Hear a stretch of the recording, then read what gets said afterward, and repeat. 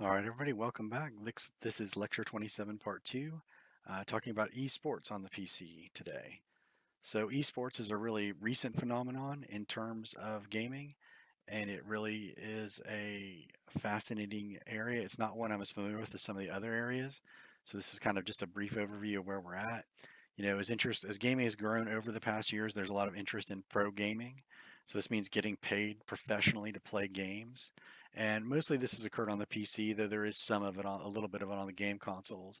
This is still a relatively small part of the market. It's estimated the revenue was around $1 billion in 2018, which is a lot of money, but it is small in the overall media landscape today.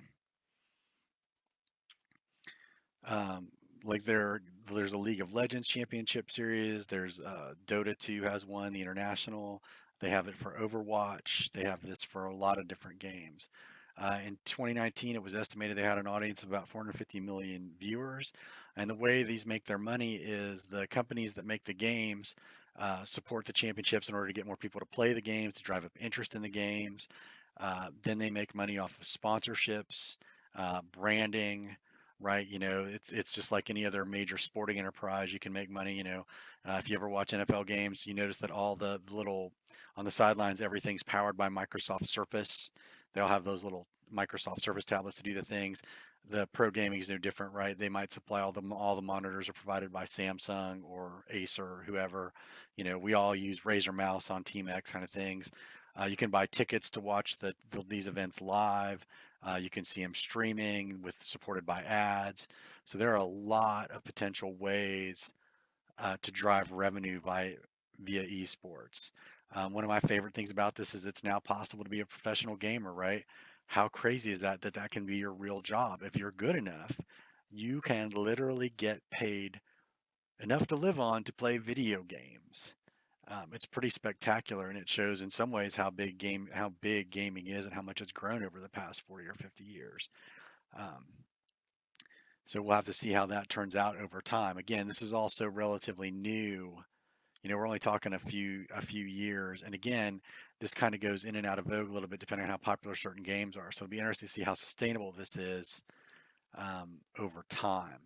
But it is a very fascinating and growing part of the industry to watch. So as I mentioned, most of these championship leagues are sponsored by the companies that make the games because it drums up interest in the game. So League of Legends, the Overwatch League from Blizzard, Dota, the International, about Dota 2 from Valve.